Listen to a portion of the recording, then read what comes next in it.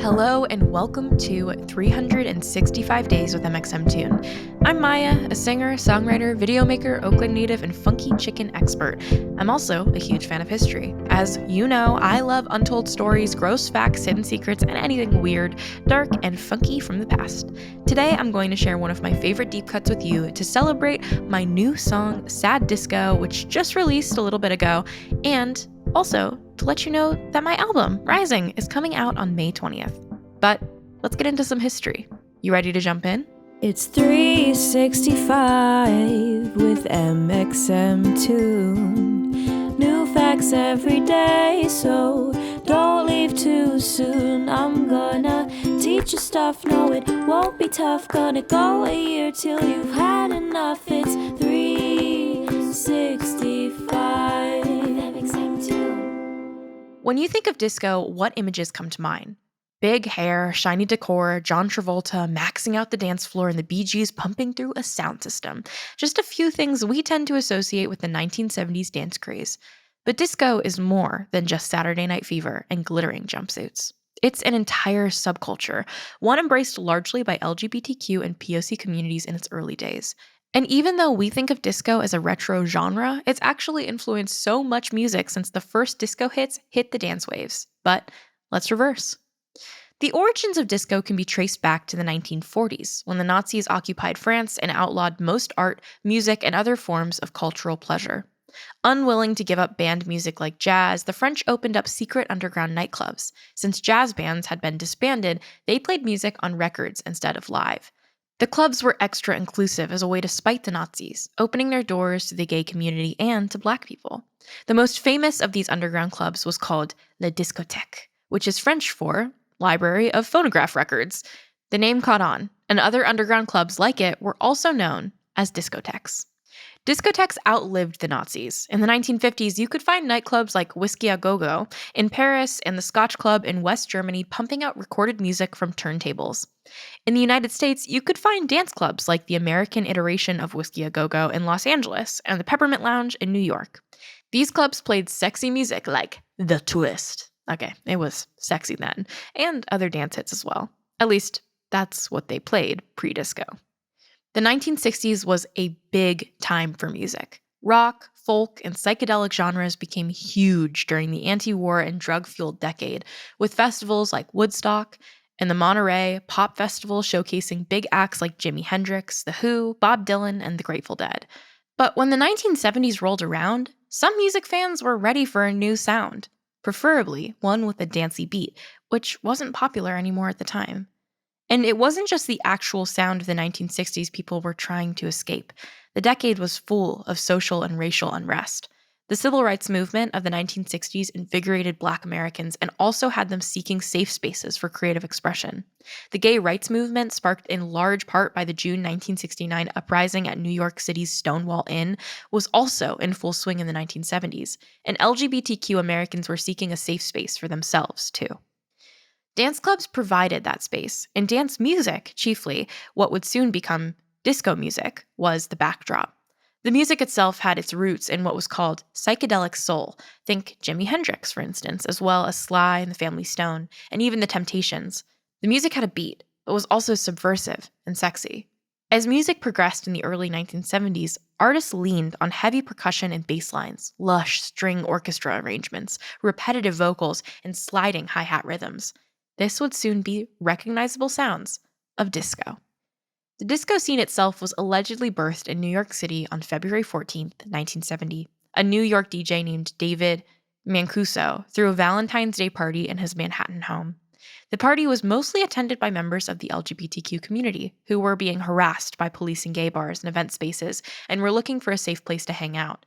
It was such a popular event that DJ Mancuso started throwing these invite-only parties more regularly, and his home eventually came to be known as The Loft, an underground discotheque. Other spaces like The Loft started springing up in New York and in Philadelphia. These spaces were racially and sexually inclusive and invited attendees to dance, party, and celebrate life with democratic abandon. The style, glitter, big hair, flashing lights fit the larger-than-life celebratory vibe. Rolling Stone writer Vince Aletti, who wrote the first feature on disco, described the scene as like going to a party completely mixed racially and sexually, where there wasn't any sense of someone being more important than anyone else. Eventually, disco made it to the mainstream. Clubs like Studio 54 in New York, Artemis in Philadelphia, and Studio One in Los Angeles were popular with celebrities and non-celebrities alike. Disco music played on the airwaves, with bands like Sweden's ABBA, the Bee Gees, and KC and the Sunshine Band releasing major hits. Motown, the predominantly black music scene out of Detroit, made a pivot towards disco, with superstars like Diana Ross releasing hot disco tracks. John Travolta starred in the iconic 1977 film Saturday Night Fever, which showcased disco and the aforementioned Bee Gees. Though disco was a hit, particularly with LGBTQ, Black, Hispanic, and Italian Americans, the craze had its detractors. Some people thought disco was goofy or uncool.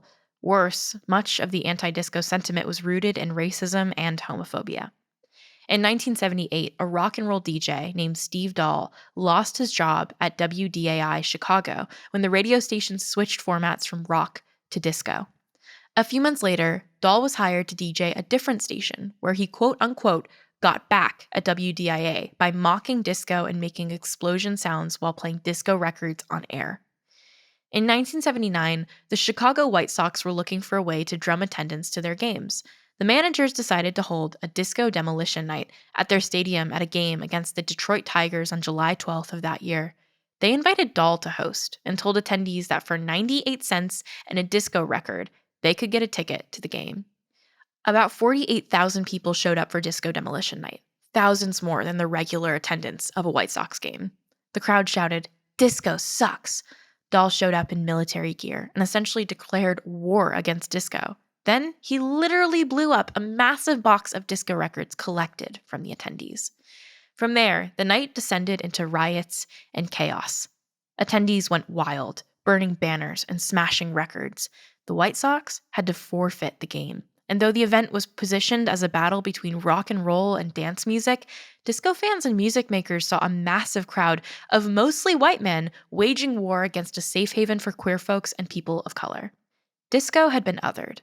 Disco Demolition Night is often referred to as the day disco died. Disco's popularity started to die out by 1980, and soon pop music by the likes of Madonna and Michael Jackson would replace it on the dance floor. But disco's influence, the heavy bass beats, the repeated vocals can be heard in the dance music we listen to today. Disco will never really die. Speaking of, I mentioned I have a song out called Sad Disco, and it is very much inspired by the music that I grew up listening to, which was mostly ABBA. When I was 6 years old, I owned about 5 different CDs, and I can name 2 of them pretty clearly. Mamma Mia on CD and Hairspray, the musical.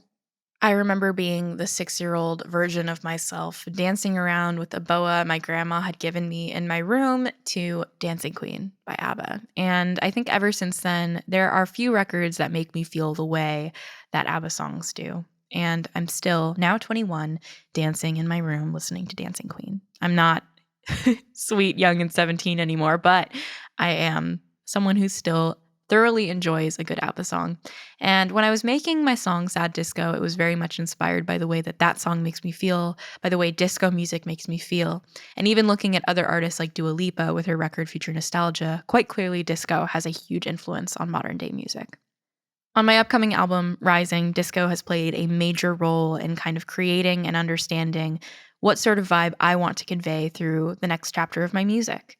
A lot of these songs that I'm going to share with you on May 20th are rooted in the feelings that I experienced when I was 6 and I first discovered music that made me feel excited and happy and like I belonged. Disco is a genre that has served as a place for people throughout history to find themselves and express themselves freely and authentically. And it has done the exact same for me in this next chapter, with a song like Sad Disco and with an album like Rising. So I'm so excited to share it with you on May 20th. I'm going to keep drilling that into your heads. That way you don't forget, because although Harry Styles is releasing an album the same day as me, I am releasing an album too. And I want to celebrate that. I will be listening to Mr. Harry Styles' record though on that day. And Sad Disco is like one of the first songs that I get to share with you besides Mona Lisa. So Mona Lisa and Sad Disco are the two songs that are out now for you to listen to kind of get you prepped and ready for this next chapter of mxmtoon, which was heavily inspired by disco. Even though we've talked about the day disco died, it is not dead. It is alive and well, and it is fueling my music and many other music from artists as well. It's 365 with mxmtoon.